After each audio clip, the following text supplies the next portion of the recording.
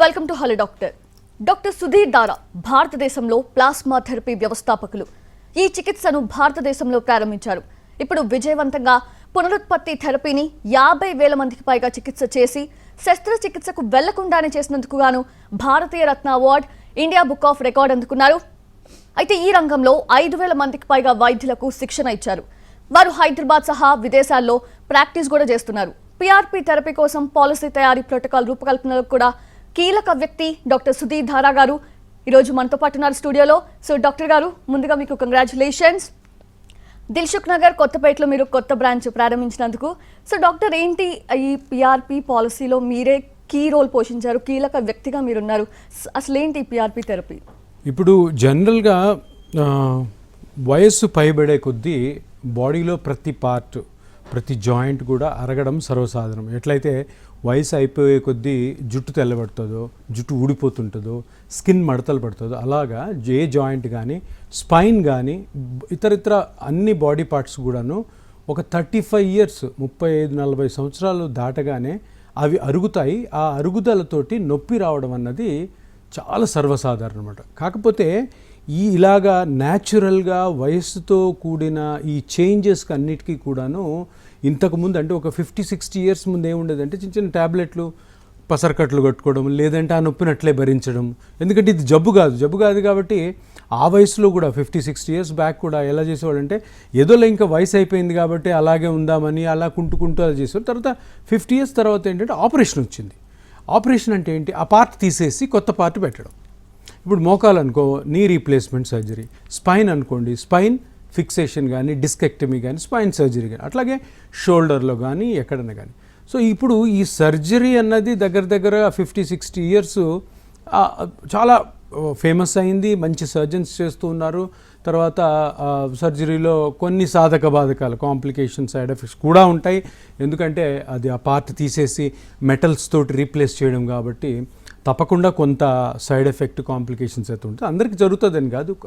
So ఎప్పుడైతే ఈ complications అన్నవి ఒక కండిషన్కి, ఆ కండిషన్ కూడా జబ్బు కాదు.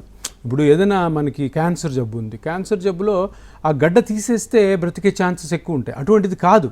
ఏది ఈ మోకాలు నొప్పి కానీ, ఈ వెన్ను నొప్పి కానీ, షోల్డర్ పెయిన్, ఇవన్నీ ఏంటంటే న్యాచురల్గా బాడీలో వయసు రీత్యా వచ్చే చేంజెస్ కాబట్టి ఈ పెద్ద ఆపరేషన్లకి ఆ పేషెంట్ని పంపించి ఒక 100లో 70-80 మంది బాగుంటారు, ఒక 20-30 మందిలో కాంప్లికేషన్స్ ఉంటాయి. సో ఎందుకు జబ్బు కాని దానికి ఇంత కాంప్లికేషన్స్, ఇంత ప్రాబ్లం ఫేస్ చేయాలని ఈ రీసెర్చ్ జరుగుతూ వచ్చింది. ఒక 30-40 ఇయర్స్ నుంచి వచ్చి ఒక కొత్తది ఏంది వచ్చింది. ఇది జబ్బే కాదు, ఇది వయసు రీత్యా మారే ఒక చేంజ్ కాబట్టి దీన్ని న్యాచురల్గా చేయలేమంటే, న్యాచురల్గా ప్రకృతి విధంగా ఏదైతే మార్పు చెంది ఆ మనిషికి నొప్పి వస్తుందో దాన్ని మళ్ళీ న్యాచురల్గా ప్రకృతి విధంగా మనం ట్రీట్ చేయలేమా, చికిత్స చేయలేమన్న ఆలోచన కలిగి ఒక కొత్త ట్రీట్మెంట్ వచ్చింది. అదేంటంటే ఇప్పుడు మోకాల్లో మీకు నొప్పి ఉంది, మోకాల్లో ఏ పార్ట్ అరిగిపోవడం వల్ల నొప్పి వస్తుందో ఆ పార్ట్ని మళ్ళీ కానీ పునరుత్పత్తి చెందించాము, అంటే రీజనరేట్ చేసామంటే ఇది అన్నిటికీ పెద్ద సొల్యూషన్, పెద్ద సమస్యకి పరిష్కారం ఉంటుందని కనుక్కొని ఈ పీఆర్పీ అన్నది అమెరికాలోను ప్లస్ వెస్టర్న్ కంట్రీస్లో, యూరోప్లో చాలామంది స్టార్ట్ చేశారు. కానీ అక్కడ కూడా అంత ఫేమస్ కాలే. ఆ పర్టికులర్ పాలసీని, ఆ పర్టికులర్ చికిత్సా విధానాన్ని ఇండియాకి తీసుకొచ్చింది నేను. ఇది తీసుకొచ్చిన తర్వాత ఇండియాలో ఒక విప్లవాత్మకంగా ప్రతి డాక్టర్ కూడా దీని ఎడల అట్రాక్ట్ అయ్యి, ఆకర్షితులయ్యి, ఇప్పుడు జనాలు కూడా, పబ్లిక్ డిమాండ్ ఏంటంటే మాకు మోకాలు ఆపరేషను మాకు అవసరం లేదు, ఇది ఒక పీఆర్పీ ట్రీట్మెంట్ ఉంది, అది న్యాచురల్ ట్రీట్మెంట్, ఆ న్యాచురల్ ట్రీట్మెంట్కే మేము వెళ్తామన్నది ఒక దగ్గర ఒక 7-8 ఇయర్స్ నుంచి, 7-8 సంవత్సరాల నుంచి అది అవుతూ ఇప్పుడు ప్రతి పేషెంట్ కూడా ఎవరైనా మోకాలు నొప్పి వచ్చినా, స్పైన్ పెయిన్ వచ్చినా, షోల్డర్ పెయిన్ వచ్చినా, హిప్ జాయింట్ పెయిన్ వచ్చినా కూడాను డైరెక్ట్గా హాస్పిటల్స్కి వెళ్ళి మీ దగ్గర పీఆర్పీ ట్రీట్మెంట్ ఉందా, మీరు చేయగలరా అని. ఎందుకంటే ఆపరేషన్ అన్నది ఆ ఎరా స్లోగా అయిపోతుంది. ఎందుకంటే అలోపతి మెడిసిన్లో, అంటే ఇంగ్లీష్ మెడిసిన్లో ఎలా ఉంటుందంటే ఈరోజు ఉన్న ట్రీట్మెంట్ 10 సంవత్సరాలు ఉండకపోవచ్చు, మారిపోతుంది. ఎందుకంటే రీసెర్చ్ జరుగుతుంటుంది, రీసెర్చ్ డెవలప్మెంట్లో కొత్త ట్రీట్మెంట్స్. అటువంటి దాంట్లోనే ఈ ఏదైతే న్యాచురల్గా అరిగిపోయి వస్తున్న నొప్పులకి ఆపరేషన్ అవసరం లేదు అని తీసుకొచ్చింది. ఇది నేను కనిపెట్టింది, బట్ నేను తీసుకొచ్చాను ఇండియాలోకి. సో ఇప్పుడు మనకు హైదరాబాద్లోనే దగ్గర 80% ఆఫ్ ద హాస్పిటల్స్లో, ప్రతి హాస్పిటల్, ఆర్థో హాస్పిటల్స్లో కూడాను ఈ ఆపరేషన్స్ పక్కన పెట్టి ఈ పిఆర్పి ట్రీట్మెంట్ అనేది చాలా మంచి పరిణామము.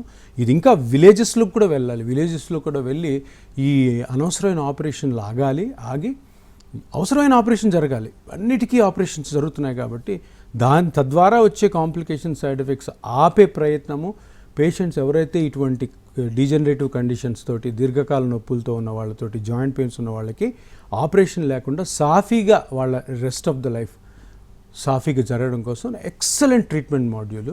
ఇది అందరూ కూడా దేశం అంతటా కూడా ఇప్పుడు స్లోగా స్ప్రెడ్ అవుతుంది. సో ఇపియాన్ స్టార్ట్ చేసింది దాన్ని స్టార్ట్ చేసింది మనం కాబట్టి ఈ పరిణామం ఎంతో చాలా ముఖ్యమైనది. Doctor, truly appreciable which you have done. అంటే సర్జరీస్ అంటే మనం ఒకసారి వెనక్కి వెళ్ళి చూస్తే, వెనక్కే కాదు ఇప్పుడు స్టిల్ చాలామంది కూడా ఎంత సివియర్ స్టేజ్కి వచ్చినా సరే అమ్మో సర్జరీనా అని చెప్పి భయపడి ట్రీట్మెంట్ని అవాయిడ్ చేసే కండిషన్స్ మనం చాలా చూస్తూ ఉంటాం. ఇన్ఫ్యాక్ట్ యాజ్ అ డాక్టర్ మీరు ఎన్నో కేసెస్ చూసుంటారు. సో సర్జరీస్తో కొన్ని సైడ్ ఎఫెక్ట్స్, కొన్ని కాంప్లికేషన్స్ ఉంటాయి. వాటిని అవాయిడ్ చేయడం కోసం పిఆర్పి అని తీసుకొచ్చని అంటున్నారు. సో ఈ ద కీ మ్యాన్ అనుకోవచ్చు మనం. ఈ పిఆర్పికి సైడ్ ఎఫెక్ట్స్, కాంప్లికేషన్స్ ఉండవంటారా?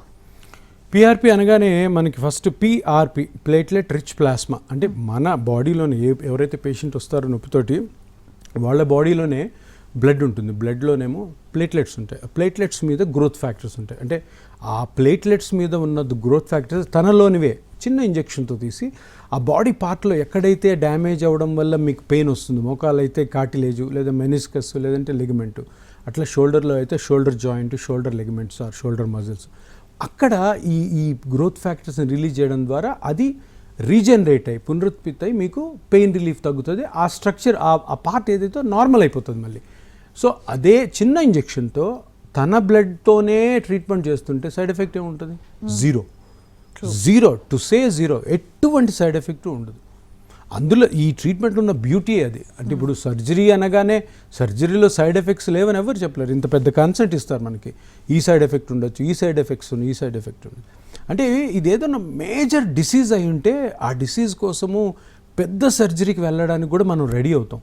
కానీ ఇది జబ్బే కాదు, ప్రతి మనిషికి వస్తుంది. జబ్బు అన్నది ఇప్పుడు ఎవరు 1000లో ఒకరికి వస్తుంది అనుకుంటే, ఈ మోకాల అరుగుదల కానీ స్పైన్ ప్రాబ్లం కానీ ప్రతి మనిషికి 35 నుంచి 70-80 ఏళ్ళ వరకు వాళ్ళకి ఆయుష్ ఉంటే ఏదో ఒక రోజు రావాల్సిందే. ఏదో ఒక రోజు ఇనిషియల్గా మందులు వాడి ఎక్సర్సైజ్ చేసి ఫైనల్గా ఆపరేషన్ పోవాల్సి ఉంది. ఆపరేషన్ పోకూడదు అన్నదే మెయిన్ కాన్సెప్ట్. సో దీంట్లో ఎటువంటి సైడ్ ఎఫెక్ట్ ఉండదు.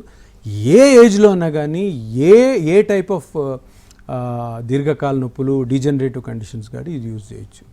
సో డెఫినెట్లీ డాక్టర్, ఈ పిఆర్పి ట్రీట్మెంట్ అనేది ఎవరైతే యాజ్ ఐ సెడ్ బిఫోర్ సర్జరీస్కి భయపడతారో వాళ్ళకు ఒక బిగ్ రిలీఫ్ అనుకోవచ్చు. సో వాళ్ళు ఖచ్చితంగా అప్రోచ్ అవుతారు. బట్ చాలామంది పెద్ద సర్జరీ చేస్తే కానీ రికవర్ కానీ ఈ మోకాల నొప్పులు వీటికి జస్ట్ ఏదో ఇంజక్షన్తో తగ్గించేస్తా అంటున్నారు. లైక్ నేను ఎట్లా నమ్మాలి అనే వాళ్ళకి ఏం చెప్తారు?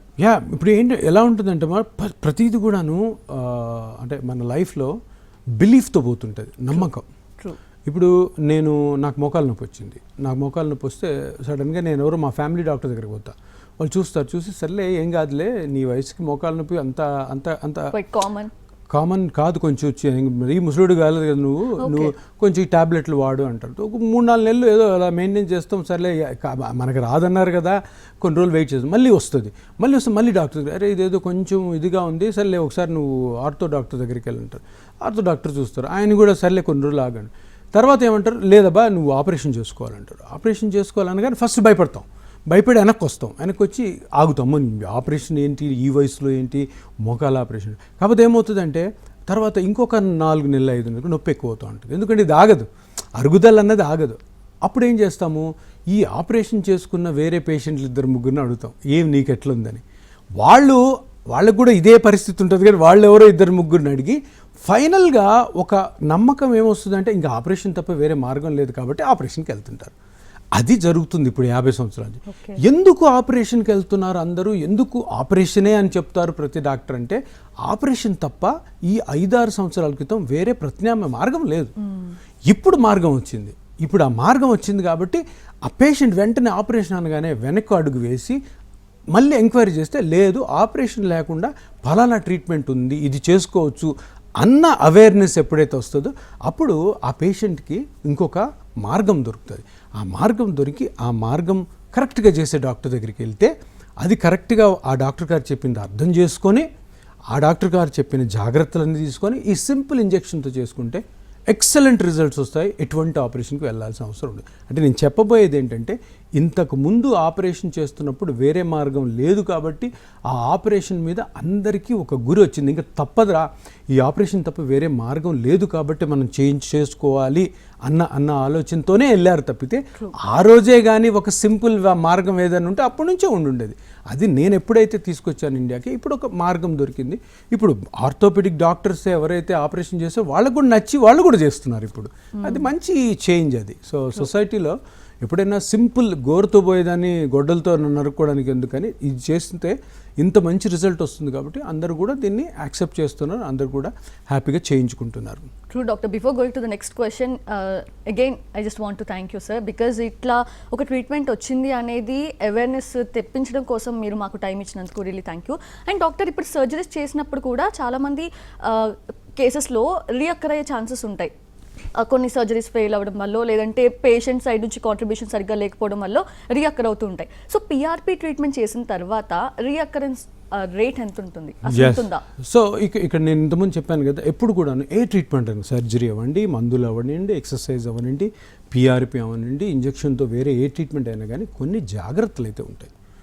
ఆ ప్రికాషన్స్ తీసుకోవాలి. ఎందుకంటే ఇది డిసీజ్ కాదు కాబట్టి. ఇది ఎందుకు వచ్చింది, మనకి వయసు రీత్యా వచ్చింది. వయసు రీత్యా ఆ పర్టికులర్ వయసులో అందరికీ వస్తుంది, రాకపోవచ్చు. కొంతమందికి చిన్న వయసులో వస్తుంది, కొంతమందికి పెద్ద వయసులో రావచ్చు, కొంతమందికి 40లో రావచ్చు, కొంతమంది 55 రావచ్చు, కొంతమంది 60 అదృష్టవంతులైతే 70 వరకు రాకపోవచ్చు. కానీ ఆ రోజు ఎప్పుడైతే నొప్పి వచ్చిందో దాని కారణం కనుక్కొని దాన్ని పిఆర్పి ద్వారా మళ్ళీ పునరుత్పత్తి చెందించిన తర్వాత తప్పకుండా జాగ్రత్తలు తీసుకోవాలి. ఎందుకంటే ఆ రోజు మీకు ఇప్పుడు మోకాల్లో గుజ్జు అరిగిపోయింది అంటారు. దానికోసం మోకాళ్ళ మొత్తం తీసేసి ఆపరేషన్ చేస్తారు, అవసరం లేదు. ఆ గుజ్జును కానీ మళ్ళీ మనం పెంచగలిగితే నొప్పి నుంచి బయటపడతారు. ఆ పెరిగిన గుజ్జుని కార్టిలేజ్ అంటాం. దాన్ని మెయింటైన్ చేసుకోవడానికి ఎవరైతే కరెక్ట్గా జాగ్రత్తలు, సింపుల్ జాగ్రత్తలు, పెద్ద పెద్ద జాగ్రత్తలు ఏముండవు, చిన్న చిన్నవి, అనవసరంగా నిలబడకపోవడం, అనవసరంగా నడవడము. ఇప్పుడు కొన్ని మనము ఏమనుకుంటామంటే అమ్మో నడిస్తేనే హెల్త్ అనుకుంటుంటాం. ఎంత నడవాలో అంతే నడవాలా, ఎంతవరకు మనం నిలబడి పని చేయాలో మన వయస్సు ప్రకారం ఉండాలి. మొన్న ఒకరో పేషెంట్ వచ్చారు, 72 ఏళ్ళు ఉండి, పాపం ఆయన అప్పటికి పని చేస్తున్నారు. 72 ఏళ్ళకి పని చేయడం ఏంటి, ఏం పని అంటే సిట్టింగ్ జాబ్ కాదు, 7 hours నిలబడి ఉండాలంట. సో ఇది కంప్లీట్లీ అది అడ్వర్స్ థింగ్ అనమాట. అది ఎవరికి కూడా కుదరదు. సో అటువంటివి ఉంటే అవి కరెక్షన్ చేస్తాం. తర్వాత ఇంకా జనరల్గా ఈ హౌస్ వైఫ్స్ ఎట్లా ఉంటారంటే ఇంకా వాళ్ళు పుట్టిందే వంట చేయడం కోసము, పుట్టిందే ఇంట్లో పని చేయడానికి అనుకుంటారు.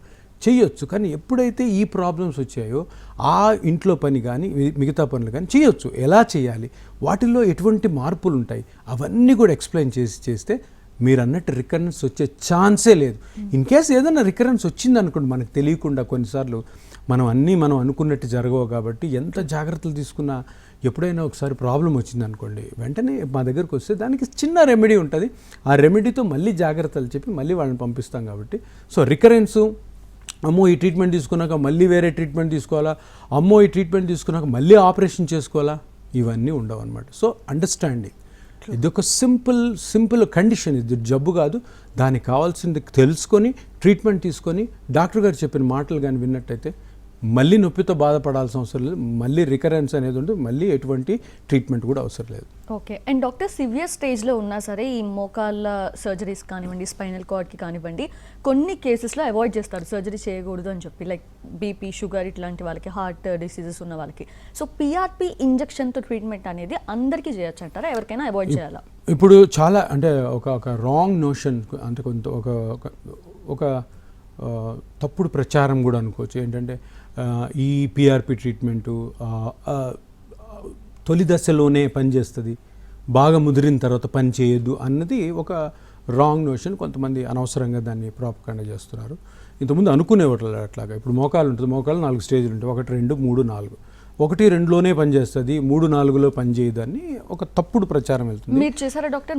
మేము నేను ఇప్పటివరకు 50,000 కేసుల్లో చేసి 49,000 కేసులు గ్రేడ్ 4వే చేశాను నేను. ఎందుకంటే నువ్వు గ్రేడ్ 3లో 4లో ఉన్నప్పుడే నీకు నొప్పి వస్తుంది, అప్పుడే డాక్టర్ దగ్గర. నీకు 1, 2లో ఎవరు వస్తారు, అసలు నొప్పే ఉండదు, యాక్చువల్ ఉన్నా కానీ చిన్న టాబ్లెట్స్ వేసుకుంటారు. సో ఇది తప్పుడు ప్రచారం అని ఎందుకన్నానంటే, అసలు నీ దగ్గరికి ఎవరు రారు. నేను గ్రేడ్ 1, గ్రేడ్ 2 చేస్తాను, వస్తే నొప్పి ఉంటే నొప్పి లేకపోయినా కానీ ఆ స్కానింగ్లో గ్రేడ్ 1 గ్రేడ్ 2 ఉంటే తప్పకుండా ఇది ప్రోగ్రెస్ అవుతుందని చేయించుకోవచ్చు. కానీ ఎవరు వస్తారు? ఊరికే నొప్పి లేకుండా డాక్టర్ దగ్గరికి వెళ్ళారు కదా. సో అందుకనే ఎక్కువ కేసు నేను చేసిన 50,000లో దగ్గర 90% మాది గ్రేడ్ 4. ఈరోజు గ్రేడ్ 4 కూడా మేము ట్రీట్ చేయగలమని బల్లగుద్ది చెప్పగలుగుతాం. ఎందుకంటే మేము చేసాం. నేను చేశాను కాబట్టి, ఇంతమంది చేశాను కాబట్టి ఈరోజు నాకు ఇండియా వైజ్ 6 సెంటర్స్ ఉన్నాయంటే ఎందుకు? అది మేము చేసాము, దాన్ని ప్రూవ్ చేసాము కాబట్టి చెప్పుకోగలుగుతున్నాం. సో ఇది కంప్లీట్లీ తప్పుడు ప్రచారం. గ్రేడ్ 3 కాదు, గ్రేడ్ 4 కాదు, ఏ స్టేజ్లో అయినా చేయొచ్చు. కానీ ఆ ప్రతి స్టేజ్కి ఒక ప్రోటోకాల్ ఉంటుంది. ఆ ప్రతి స్టేజ్కి పేషెంట్ ఎలా బిహేవ్ చేయాలి, ఏ పనులు చేయాలి, ఏం చేయకూడదు, ఇవన్నీ ఉంటాయి. అంటే మేము గుడ్డిగా గ్రేడ్ 4 చేయగలం. గ్రేడ్ 4 చేయొచ్చు, హ్యాపీగా చేయొచ్చు. కానీ ఆ గ్రేడ్ 4 పేషెంట్ ఎలా ఉండాలి, ఏం చేయాలన్నది ఆ పేషెంట్ కన్విన్స్ చేసిన తర్వాతే మనము తీసుకొని ఆయనకి ఎక్స్ప్లెయిన్ చేసి చేయగలుగుతాం. ఓకే, మీరు చెప్పినట్టు డాక్టర్ అంటే స్కానింగ్లో తెలుస్తుంది గ్రేడ్ 1 గ్రేడ్ 2 అని చెప్పి, దాన్ని బట్టి ఇంకా సివియర్ అవుతుందా లేదని చెప్పి మీకు తెలుస్తుంది. సో నేను విన్నది ఏంటంటే ఇండియాలోని అత్యాధునిక స్కానింగ్ మెషిన్ని కూడా మీరు ఇంట్రడ్యూస్ చేశారు అని చెప్పి. సో దాని గురించి ఏం చెప్తారు డాక్టర్? ఇది ఏంటంటే నేను ఇప్పుడు ఇంతకుముందు చెప్తున్నట్టు ఒక పార్ట్లో ఏదైనా అరిగిపోయింది, మోకాలు నొప్పి వచ్చిందంటే 99% గుజ్జు అరిగిపోయింది. అంటే 2 బోన్స్ మధ్యలో కుషన్ ఉంటుంది. ఆ కుషన్ అరిగిపోవడంలో బోన్ రాసుకుంటుంది. అంటే మోకాలు మొత్తము కుషన్ అరిగిపోయి ఉంటుందా, మోకాలు మొత్తం గుజ్జు అరిగిపోయి ఉంటుందా? తప్పు ఉండదు. ఎక్కడో ఒక దగ్గర ఉంటుంది. ఇన్నర్ సైడ్లో లోపల భాగంలో ఎక్కువసార్లు, మోకాలు లోపల భాగంలో ఎక్కువసార్లు అరిగిపోతుంది అనమాట. అది అరిగినప్పుడు ఆ చిన్న పార్ట్లో ఎక్కడైతే కార్టిలేజ్ అరిగిపోవడం వల్ల నొప్పి వస్తుందో ఆ కార్టిలేజ్ లేదంటే గుజ్జుని ఈ పిఆర్పి తోటి ఆ ఒక్క పార్ట్లోనే కానీ నువ్వు ఇంక్రీజ్ చేసినట్టయితే మీ నొప్పి కంప్లీట్గా పోతుంది, మళ్ళీ రాదు. మరి ఆ పార్ట్ని కనుక్కోవాలి కదా. దానికోసం ఒక కొత్త మిషన్ జర్మనీ ఇది ఫస్ట్ టైం ఇండియాలో మనమే తీసుకొచ్చాము. అది ఆ పార్ట్ని కనిపెడుతుంది. స్కాన్ చేసినప్పుడు ఏంటంటే ఎక్కడెక్కడైతే అరిగిపోయింది, ఎక్కడ ఎక్కువ అరిగింది, ఎక్కడ ఎక్కువ అరగడం వల్ల ఆ పార్ట్ ఎంత అరిగింది, దాని మెజర్మెంట్స్ కూడా కనుక్కొని అక్కడ కరెక్ట్గా ఈ సెల్స్ని వదలడం వల్ల తొందర రికవర్ అవుద్ది, కరెక్ట్ రికవర్ అవుద్ది. నువ్వు ఒక దగ్గర అరిగితే ఇంకో దగ్గర ఇంజెక్ట్ చేసావు అనుకో ఫెయిల్ అవుద్ది. ఇప్పుడు కొంతమంది తెలియక డాక్టర్లు ఈ పిఆర్పీలు చేస్తున్నారు, పెద్ద హాస్పిటల్స్ చేస్తున్నారు, చిన్న సెంటర్స్లో కూడా చేస్తున్నారు. కానీ మిషనరీ లేకపోవడం వల్ల ఆ పాయింట్ ఆఫ్ ఏదైతే అరిగిపోయిందో అది తెలియకపోవడం వల్ల రాంగ్ అవుతున్నాయి. అప్పుడు ఏమంటారు, అమ్మ పిఆర్పి పని చేయట్లేదు. సో ఇవన్నీ ఈ సోఫిస్టికేషన్ ఉన్న సెంటర్ మాది. సో ఈ మిషన్ ఏం చేస్తుందంటే ఆ ఎగ్జాక్ట్ పాయింట్ని కనిపెడుతుంది. ఎక్కడైతే అక్కడ కార్టిలేజ్ బ్రీచ్ అయిందో, ఎక్కడైతే కార్టిలేజ్ తగ్గిపోయిందో, గుజ్జు అరిగిపోయిందో ఆ పార్ట్ ఒక్క దాంట్లో ఆ సెల్స్ని కానీ వేసామంటే వెంటనే రికవర్ అవుతుంది, మళ్ళీ కంప్లీట్గా నార్మల్గా వస్తుంది. సో అది ఈ మిషన్ యొక్క ప్రాముఖ్యత. ఓకే. అండ్ డాక్టర్, ఈ పిఆర్పితో పాటు growth factor, high resolution PRP అని కూడా వింటూ ఉన్నాము. సో అంటే ఏంటి ఈ మూడింటి మధ్యలో ఉన్న వ్యత్యాసం? అన్నీ ఒకటే, 3 ఒకటే. ఇప్పుడు వాళ్ళు ఫ్యాన్సీ నేమ్స్ పెట్టుకున్నారు అంతే. పిలవటంలో హై రెజల్యూషన్. ఇప్పుడు ఏమవుతుందంటే, ఇప్పుడు ఒక ట్రీట్మెంట్ ఫేమస్ అవుతుంది అనుకో, దాని డిఫరెంట్ నేమ్స్ ఉంటాయి. ఇప్పుడు ఏదైనా సినిమా హిట్ అయింది అనుకోండి, ఆ సినిమాని కాపీ చేసి ఒక 4-5 వస్తాయి, కానీ కాన్సెప్ట్ ఒకటే, స్టోరీ ఒకటే, ఎండింగ్ కూడా ఒకటే. అలాగా హై రెజల్యూషన్ అని ఈ కంపెనీ కిట్స్ తయారు చేస్తారు కదా, వాళ్ళ పేర్లు మారుస్తుంటారు అనమాట. So everything is same. మనకి పిఆర్పి అన్నది ఏం లేదు, ప్లేట్లెట్స్ మీద గ్రోత్ ఫ్యాక్టర్స్ని ఎక్స్ట్రాక్ట్ చేసి వేయడమే పిఆర్పి. ఇవన్నీ కూడా ఒకటే. ఇప్పుడు మీరు చెప్పినట్లు డాక్టర్, చిన్న సెంటర్స్లో చేస్తారు, పెద్ద సెంటర్స్లో చేస్తారు. ఈ మధ్య చూస్తుంటే నేను సోషల్ మీడియా ఓపెన్ చేస్తే వెబ్సైట్స్లో, ఇన్స్టాగ్రామ్లో, వీటిలో కూడా ఈజీగా మీకు ఇట్లా చిటికెలో తగ్గిపోతాయి మోకాల నొప్పులు, సర్జరీ లేకుండా జస్ట్ ఇంజెక్షన్తో ఇట్లా చెప్తున్నాను. Maybe PRP గురించేనేమో. సో ఇవన్నీ చూసి పేషెంట్స్ కన్ఫ్యూజ్ అవుతారు డాక్టర్. సో ఖర్చు పరంగా చూసినా కూడా ఏదో తక్కువ రేటుకి చేసేస్తామంటారు. అంటే ఇప్పుడు మీరు చెప్పినట్టు ఆ స్కాన్ మెషిన్ ఏదో ఉంటేనే పర్ఫెక్ట్గా ట్రీట్మెంట్ జరుగుతుంది. ఇవేమీ లేకుండా ఇటువంటి కన్ఫ్యూజ్కి గురి చేస్తూ ఉంటారు కదా పేషెంట్స్ని. సో మీరేం క్లారిటీ ఇవ్వబోతున్నారు? ఇప్పుడు అంటే ఏ ట్రీట్మెంట్ అయినా కూడా ఒకసారి, ఇప్పుడు నేను స్టార్ట్ చేసినప్పుడు అది చాలా మంచి ఇంపాక్ట్ వచ్చింది సొసైటీ మీద. చాలా మంది చేయించుకున్నారు, చాలా స్ప్రెడ్ అయింది మొత్తం. నాకు ఇప్పుడు ఇక్కడ హైదరాబాద్లో 3 సెంటర్స్ ఉన్నాయి, చెన్నైలో ఒక సెంటర్ ఉంది, బెంగళూరులో ఒక సెంటర్ ఉంది, ఆల్రెడీ ఇంకో సెంటర్ స్టార్ట్ అవుతుంది. ఇలా స్ప్రెడ్ అవుతున్నప్పుడు ఏంటంటే మనల్ని చూసి వేరే డాక్టర్స్ కూడా చేసుకోవాలనుకుంటారు. నేను దగ్గర 5,000 మందికి ట్రీట్మెంట్ ఇచ్చాను. నా శిష్యులే చాలామంది పిల్లలు, ఒక దగ్గర 10 మెంబర్స్ హైదరాబాద్ సిటీలో ఉన్నారు. సో కాకపోతే ఏంటంటే వాళ్ళకి సరైన అవగాహన లేక, ఎక్స్పీరియన్స్ లేక, కొంచెము ఇన్ఎక్స్పీరియన్స్తో ఎప్పుడైతే ట్రీట్మెంట్ చేస్తారో అప్పుడు ఫెయిల్యూర్ అయ్యే ఛాన్సెస్ ఉంటాయి. ఎందుకంటే మెడికల్లో ఎప్పుడు కూడా ఎక్స్పీరియన్స్ అనేది చాలా ఉంటుంది. ఎందుకంటే ఇది ఇందులో కొత్తది కాబట్టి దీని ఎక్స్పీరియన్సు ఎవరైతే దీన్ని ఇంట్రడ్యూస్ చేశారో, ఎవరైతే దీని గురించి ఎక్కువ అవగాహన ఉందో, ఎవరైతే ఎక్కువ కేసెస్ చేశారో వాళ్ళ దగ్గరికి వెళ్ళి చేయించుకోవడం ద్వారా మంచి రిజల్ట్ వచ్చే అవకాశం ఉంది. ఇప్పుడు నా దగ్గర ఒక మిషన్ ఉంది, అది చాలా కాస్ట్లీ మిషన్, అది అందరు డాక్టర్లు కొనలేరు. అది ఉండడం వల్ల ఏంటంటే నాలో కూడాను సక్సెస్ రేట్ ఒక 15-20% పెరుగుతుంది. అది లేకపోతే నా దగ్గర 15-20% తగ్గిపోతుంది. సో ఇటువంటిది నా ఎక్స్పీరియన్స్. కానీ మా టీమ్ మెంబర్స్ కానీ నా దగ్గర 10 మెంబర్స్ డాక్టర్స్ నాలాగా క్వాలిఫై అయిన వాళ్ళు నా సెంటర్లో ఉంటారు. సో వీళ్ళందరూ ఒకరు అందరం 10 మంది కూర్చొని ఒక పేషెంట్ గురించి మాట్లాడి ఆ పేషెంట్కి ఎటువంటి ప్రోటోకాల్ పెట్టాలి, ఆ పేషెంట్కి ఏదైతే బాగుంటుంది, ఆ పేషెంట్ యాక్టివిటీస్ ఏంటి, వయసు ఎంత, వాళ్ళ సైకలాజికల్ ఇష్యూస్ ఎట్లా ఉన్నాయి, ఇవన్నీ కనుక్కొని చేయాలంటే ఒకటేంటంటే మనం ఏదో అడ్వర్టైజ్మెంట్ చూసేసి మనము ఆ సెంటర్కి వెళ్ళి ఆ సెంటర్లో మంచి జరుగుతుంది అనుకోవడం తప్పు. మీరు ఒక 2-3 సెంటర్లు తిరిగినా కూడాను ఎక్కడైతే బాగుంటుందో ఆ డాక్టర్ గారిని క్వశ్చన్ చేసి అడిగి తెలుసుకొని మంచి ఎక్స్పీరియన్స్ ఉన్న డాక్టర్ దగ్గరికి వెళ్తే మీకు మంచి రిజల్ట్ వచ్చే అవకాశం ఉంటుంది. ఇప్పుడు మీరు చెప్పినట్లే డాక్టర్, అండ్ ఇందాక నేను ఇంట్రొడక్షన్లో చెప్పినట్టు కూడా చాలా మందికి మీరు శిక్షణ ఇచ్చారు పిఆర్పి ట్రీట్మెంట్ గురించి. సో వాళ్ళు విదేశాల్లోనూ చేస్తున్నారు, మన ఇండియాలో కూడా ఉన్నారు. సో అలాంటి వాళ్ళ దగ్గరికి వెళ్ళి అంటే చాలా కేంద్రాలు పుట్టుకొస్తూ ఉన్నాయి కాబట్టి, చాలా సెంటర్స్ పుట్టుకొస్తున్నాయి కాబట్టి, సో ఎట్లా లైక్ ప్రజలకి ఎలాంటి మీరు క్లారిటీ ఇవ్వబోతున్నారు? అదే ఇప్పుడు ఇది ఇంకా పెరగాలి, ఇది ఇంకా విలేజెస్లోకి వెళ్ళాలి, ఇది ఇంకా డిస్ట్రిక్ట్ క్వార్టర్స్, తాలూకా హెడ్ క్వార్టర్స్లోకి వెళ్ళాలి. కాకపోతే ఏంటంటే క్వాలిటీ ఉండాలి. క్వాలిటీ కాంప్రమైజ్ ఎప్పుడు అవుతుందంటే ఇప్పుడు నేను డిఫరెన్స్ ఎలా డాక్టర్? అది పేషెంట్ ఎలాగుండే ఇప్పుడు 1 రూపీకి నేను ఒక ట్రీట్మెంట్ ఛార్జ్ చేస్తున్నాను, అదే పావలాకి అదే ట్రీట్మెంట్ చేస్తున్నారంటే వెంటనే ఫస్ట్ ఆలోచించాలి. ఎక్కడ ఇప్పుడు 1 రూపీ ఇప్పుడు ఒక ట్రీట్మెంట్కి ప్రైసింగ్ డాక్టర్ పెట్టడు, గవర్నమెంట్ పెడుతుంది. అరే దీనికింత డాక్టర్ గారు చేసినందుకు ఇంత, ఆయన హాస్పిటల్కి పెట్టుకున్నాడు దానికింత, అంతే ఉంటుంది. మన ఇష్టం వచ్చినట్టు బాగా డబ్బులు ఉన్నకి లక్షలు ఛార్జ్ చేయలేం, ఏమీ లేనివాడికి 0 కూడా ఛార్జ్ చేయలేం.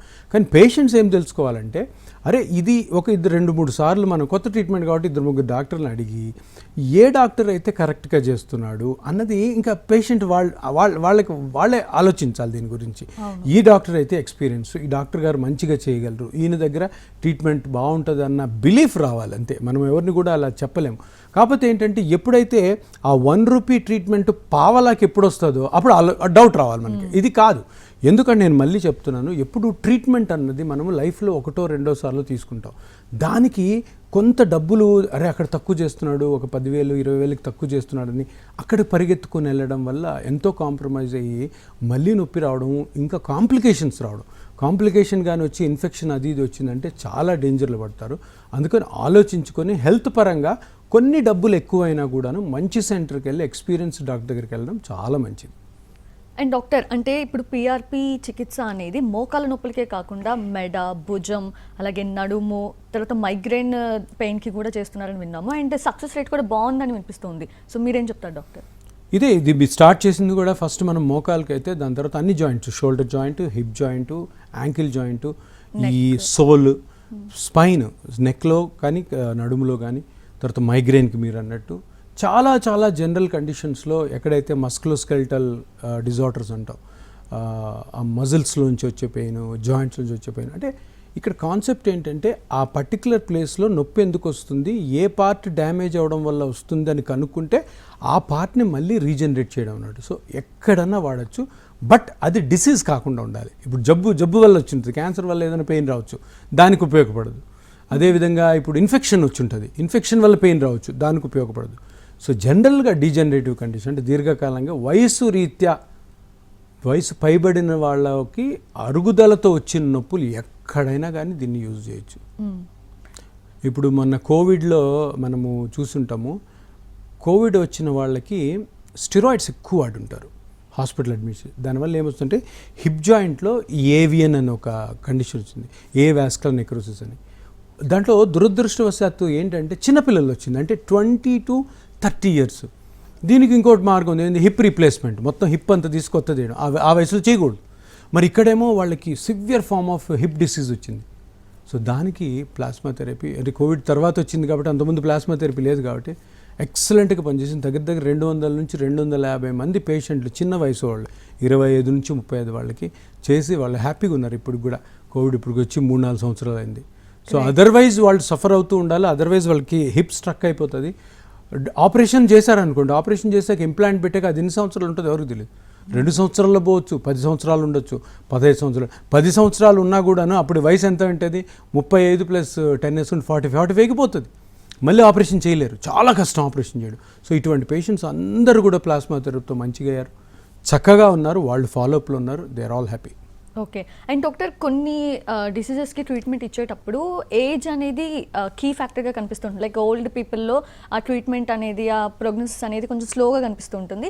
కొంచెం యంగర్స్లో కొంచెం స్పీడప్గా ఉంటుంది ట్రీట్మెంట్, తగ్గే విధానం కానివ్వండి అదంతా. సో ఇలా చూస్తే పిఆర్పి అనేది సేమ్గా పనిచేస్తుందా? పనితీరు ఎలా ఉంటుంది ఏజ్ని బట్టి? ఎప్పుడు కూడాను ఈ చిన్న వాళ్ళలో ఎప్పుడైనా డీజనరేషన్ వచ్చిందంటే వాళ్ళకి చాలా బ్యాడ్గా ఫాస్ట్గా అయిపోద్ది. ఎందుకంటే ఎంత బలంగా ఆ టిష్యూ స్ట్రక్చర్స్ ఉంటాయో ఆ వాటిల్లో కానీ డీజనరేషన్ స్టార్ట్ అయితే ఫాస్ట్గా డిస్ట్రాయ్ అయిపోతుంది అది. అదేవిధంగా ఓల్డ్ అంటే వయసు పైబడిన వాళ్ళలో కొన్ని చేంజెస్ వల్ల పిల్లలలో ఎంతైతే సఫర్ అవుతారో వాళ్ళు ఏజ్డ్ వాళ్ళు అంత సఫర్ కారు. కానీ ఈ ట్రీట్మెంట్లో ఉన్న బ్యూటీ ఏంటంటే చిన్న పిల్లల నుంచి మేము దగ్గర 15 years చిన్న బాయ్స్ నుంచి చేసాము. ఈ స్పోర్ట్స్ ఇంజరీస్లో వచ్చిన వాళ్ళలో shoulder, knee joint pain 98 years వరకు చేసాం. 98 years, 15 to 98 మా క్లినిక్లో కొన్ని హండ్రెడ్స్ ఆఫ్ పేషెంట్స్ తీసుకున్నారు. సో 98 తర్వాత ఎవరు రాలేదు. బట్ నాకు 85 to 98 మధ్యలో దగ్గర 500 మంది పేషెంట్స్ ఉన్నారు. 85 years to 98 500 మంది పేషెంట్స్ అందరూ బాగున్నారు. ఎందుకంటే ఆ ఏజ్లో తప్పదు, 90 ఏళ్ళకి మోకాలు అరిగిపోవడం అన్నది కానీ కాదు. బట్ వాళ్ళకి మంచి వయసు ఉంది, మంచి ఆయుష్ ఉంది కాబట్టి వాళ్ళకి తప్పకుండా పెయిన్ వస్తే వాళ్ళకి చేసాం. వాళ్ళందరూ బాగున్నారు ఇప్పుడు కూడా దేవుడి దయ వల్ల. వాళ్ళు అప్పుడప్పుడు వస్తుంటారు, కలిసి వెళ్తుంటారు. సో ఏజ్ లిమిట్ దీనికి ఏం లేదు. కానీ మీరు అన్నట్టు యంగ్ ఏజ్లో కానీ ఇట్లాంటి డీజనరేటివ్ కండిషన్స్ వస్తే పాపం వాళ్ళ లైఫ్ కొంచెం బ్యాడ్ అవుతుంది అనమాట. సో అందుకని ఈ పిఆర్పి థెరపీ యంగ్ ఏజ్లో కూడా చాలా బాగా ఉపయోగపడుతుంది. అంటే చిన్న వయసులో ఏ ఆపరేషన్ చేయకూడదు, అది 60 వరకు కూడా జనరల్ రూల్ బుక్స్ ప్రకారం ఏ ఆపరేషన్ వీటి జాయింట్స్ మీద చేయకూడదు. కానీ ఇప్పుడంతా 35కి 38 39కే మోకాళ్ళు అరిగిపోవడము షోల్డర్. సో వాళ్ళకి ఏం లేదు. అందుకని కొందరు డాక్టర్లు ఏం చేస్తారంటే అగెయిన్స్ట్ ద రూల్స్ పోయి 40-45కే మోకాళ్ళు ఆపరేషన్ చేస్తుంటారు. ఇప్పుడు అవసరమే లేదు. ప్రతి ఒక్కరు కూడా ఇటువంటి కండిషన్ ఉంటే ప్లాస్మా థెరపీ తీసుకోవచ్చు హ్యాపీగా. మేము చెప్పే మీరు సూచనలన్నీ పాటిస్తూ జాగ్రత్తలు తీసుకుంటే ఎటువంటి ఆపరేషన్ పోవాల్సిన అవసరం లేదు. Thank you so much doctor Sudhir Dhara గారు. మీ శక్తినంతా ధారపోసి మన భారతదేశానికి ఈ పిఆర్పి ట్రీట్మెంట్ అనేది తీసుకురావడం, ఎంతోమంది జీవితాలకు మీరు ఇందాక చెప్పినట్టు 98 years వాళ్ళకు కూడా ఈ ట్రీట్మెంట్ చేసి ఒక బిగ్ రిలీఫ్ ఇస్తున్నారు. So thank you so much for all that doctor. Thank you so much. Thank you మా, థ్యాంక్స్ అలాట్. ఇది వాళ్ళ హలో డాక్టర్. నమస్తే.